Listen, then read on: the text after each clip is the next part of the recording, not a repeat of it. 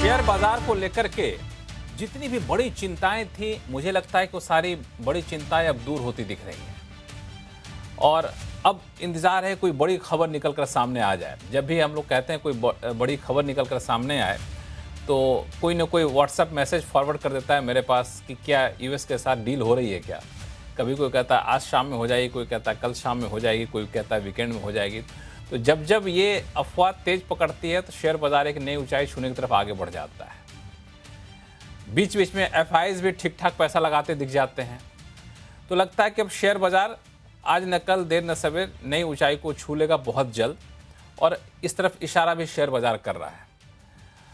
अब सवाल दो है कि एक आम निवेशक क्या करे ऐसे बाजार में, और दूसरा कि जो लोग बीच की गिरावट में नहीं खरीद पाए थे खरीदे क्या, और खरीदें तो क्या है, ऑटो में जाएं, कंज्यूमर में जाएं या फिर आईटी सेक्टर में जाएं।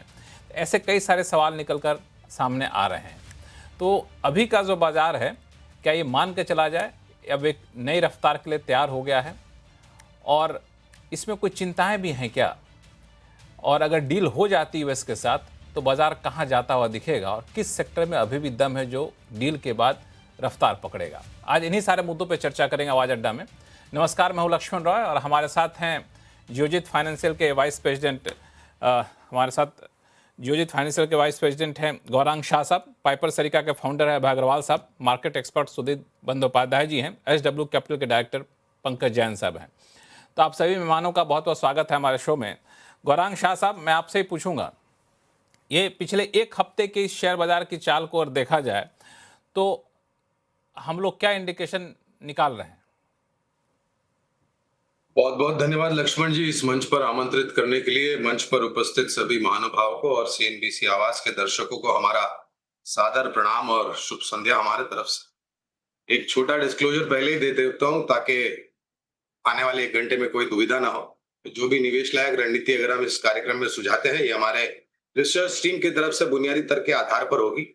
इसमें हमारी कंपनी जियोजित अथवा मेरा कोई व्यक्तिगत निवेश नहीं है, ना ही किसी प्रकार का वित्तीय लाभ मिलता है, ना ही किसी प्रकार का कॉन्फ्लिक्ट ऑफ इंटरेस्ट। लेकिन इस स्तर पर राय हमारे क्लाइंट्स को देते हैं, संभव है उनका निवेश हो। तो देखिए, आपने एक वाक्य में कुछ शब्दावली का प्रयोग किया कि बाजार आपको कुछ संकेत देता है, और ये बाजार जहां तक मेरा अनुभव रहा है हमेशा आपको संकेत देता है। ये संकेत आपके ऊपर है कि आप इस संकेतों को कितने हद तक समझ पाते हैं और किस प्रकार से समझ पाते हैं। आज करेक्शन थोड़ा बहुत आया, आधे प्रतिशत के आसपास बड़ी बात का निफ्टी कही पर, और उतना ही आपने करेक्शन बड़ी बात कही गौरांग शाह साहब, क्योंकि होता क्या है ना कि आदमी वही देखता है जो देखना चाहता है। आपने जो बात कही सिर्फ शेयर बाजार के लिए नहीं, वैसे भी बड़ा ही काम की बात है कि आप क्या देखना चाहते हैं, संकेत से वो आपके ऊपर निर्भर करता है। खैर, आप वही करिए शेयर बाजार के लिए आज। जी बिल्कुल।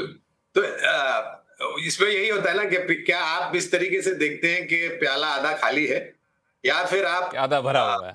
सकारात्मक नजरिए से देते हैं कि प्याला आधा भरा हुआ है, ये आपके ऊपर है। तो सोच समझ विचारधारा का प्रयोग करना चाहिए। जहां तक आपका सवाल है, तो देखिए, आज हमने करीबन आधे प्रतिशत की गिरावट सेंसेक्स और निफ्टी में देखी, जो कि मेरे अनुमान से बहुत मामूली गिरावट है, और ये अच्छी गिरावट है, सेहत के लिए अच्छी है। कल हमने 26,100 के पार गए, वहां पर टिक नहीं पाए, नीचे आकर के थोड़ा बहुत बंद दिया। आज थोड़ा बहुत और नकारात्मक रुझान। आप इसका श्रेय शायद शुक्रवार है, हफ्ते का आखिरी दिन है, उसको देख सकते हैं, या फिर अगले हफ्ते गुरुवार को महीने की एफएनओ की एक्सपायरी है, उसके कारण भी थोड़ी बहुत उठापटक वोलेटिलिटी जिसे हम कहते हैं वो हावी हो सकती है बाजार में, इसमें कोई दो राय नहीं। लेकिन जो भी समीकरण और एक मापदंड में मेरे सामने रखता हूं लक्ष्मण जी, वो है नतीजे, तिमाही नतीजे। देखिए लक्ष्मण जी, शेयर बाजार केवल मात्र एक, मेरे हिसाब से, अगर मैं गलत हूं तो आप ठीक कर सकते हैं, आंकड़ों के ऊपर निर्भर है। आंकड़े अगर अच्छे आते हैं कॉर्पोरेट जगत के, भारत के, तो बाजार अपने आप को ऊपर की तरफ संभाल करके स्थिर कर देगा। अगर आंकड़े नकारात्मक आए तो उसी तरीके से नीचे की तरफ आकर के अपने आप को संभालेगा। लेकिन जो दूसरी तिमाही के नतीजे जो हमने देखे, जो पूर्ण हो चुके हैं, पर्दा गिर चुका है, तो एक समीकरण अगर मैं करूं तो अच्छी बात यह लगी कि कोई बड़ी निराशा नहीं है, और उम्मीद की किरणें ये इस प्रकार से जागरूक होती है कि शायद संभवतः तीसरी चौथी तिमाही में या फिर आने वाले नए वित्तीय वर्ष में नीतियों के आधार पर कुछ अंतर्राष्ट्रीय स्तर से जो मसले हैं उसको सुलझाते हुए शेयर बाजार मेरे ख्याल से आपको एक नया सर्वोच्च शिखर बिल्कुल दिखा देगा। समय सीमा आपके पास पर्याप्त होनी चाहिए और सबसे ज्यादा महत्वपूर्ण है आपके पास धैर्य होना चाहिए। अगर आप धैर्य खो बैठते हैं शेयर बाजार में, तो आपको आत्मचिंतन करना पड़ेगा कि क्या आपको शेयर बाजार में आना है या नहीं आना। नहीं, मुझे एक चीज समझा दीजिए कि आपने कहा कि ये जो गिरावट है एक अच्छी गिरावट है। अच्छी गिरावट किस सेंस में आप कह रहे हैं? निरंतर देखिए, कल ही अगर आपको 26,300 दिखा देता तो फिर हम आज ये चर्चा ही नहीं करते ना लक्ष्मण भाई। और अच्छी गिरावट इस प्रकार से कि लोगों को मौका मिलता है। आपने कार्यक्रम की शुरुआत में क्या ये निवेश करने का मौका है? बिल्कुल है। मैंने इसलिए कहा कि ये नजरिए के ऊपर निर्भर करता है, जोखिम झेलने की क्षमता, और सबसे परे आपके पास धैर्य कितना है लक्ष्मण भाई, इस पर निर्भर करता है। तो बाजार आपको हर वक्त मौका देता है, आप उस मौके का लाभ लेकर के निवेश करते या नहीं करते, ये आपके ऊपर है। बिल्कुल सुदीप सर, ये गिरावट अच्छी कब तक मानी जा सकती है? देखिए, जो हो रहा है ग्लोबल मार्केट में, बीच बीच में एआई रिलेटेड स्टॉक का वैल्यूएशन लेके बहुत बड़ा शंका आ रहा है। लोग बातचीत कर रहे हैं कि ये बबल टेरिटरी में चला गया या नहीं, और इसीलिए अमेरिकी बाजार में बीच बीच में एक करेक्शन का माहौल बन रहा है। और उस माहौल में एंटी एआई ट्रेड आप कह सकते हैं, जो इंडिया में रिफ्लेक्ट कर रहा है, जिसके चलते Indian stocks, particularly Indian IT stocks में एक अपसाइड देखने को मिल रहा है। नाउ ये मुझे तो लगता है ये सस्टेनेबल नहीं है, क्योंकि अगर आपने एनवीडिया का चेयरमैन का जो हुआंग साहब है उनका कमेंट्री रिजल्ट के बाद ध्यान से सुना होगा, तो वो साफ कह रहे हैं कि ऐसा कुछ नहीं है, जो ग्राउंड में जो काम हो रहा है उसी का रिफ्लेक्शन वैल्यूएशन है, और अभी भी इसमें बहुत काम बाकी है जो कि हो रहा है। तो मुझे तो लगता है कि इंडियन मार्केट में जो अचानक बीच बीच में एक अपस्विंग आ रहा है, वो अपस्विंग थोड़ा प्रीमेच्योर है, क्योंकि अभी भी एफआईआईज के तरफ से इंडियन शेयर्स की तरफ मूड और अट्रैक्शन चेंज नहीं हुआ है। वो अभी भी इंडियन मार्केट में खुल के निवेश नहीं कर रहे हैं। डोमेस्टिक जो फ्लोज हैं जिसके चलते हमारा मार्केट चल रहा था, वही अभी भी काम कर रहा है। ये ध्यान में रखना होगा। हाँ, ये बात सही है कि नतीजे, सेकंड क्वार्टर के नतीजे, जैसे गौरव भाई जिक्र कर रहे थे, मैं आऊंगा सुदीप सर, मैं उस पे आऊंगा। मुझे थोड़ा समझाइए इस चीज को, मुझे थोड़ा ये समझाइए कि आप क्या कह रहे हैं। आप ये कह रहे हैं कि एआई का बबल जैसी जो बात चल रही है और उसकी वजह से जो भारतीय आईटी कंपनियां चल रही हैं, वो आपको सस्टेनेबल नहीं लग रहा है? बिल्कुल नहीं सस्टेनेबल लग रहा है, क्योंकि इंडियन आईटी कंपनीज, देखिए स्पेसिफिक सेगमेंट छोड़ दीजिए, उसका बात मैं 1 मिनट में करता हूं, पर जो जनरली लार्ज आईटी कंपनीज है उनका मार्जिन पे बहुत ज्यादा दबाव आने वाले दिनों में देखने को मिलेगा।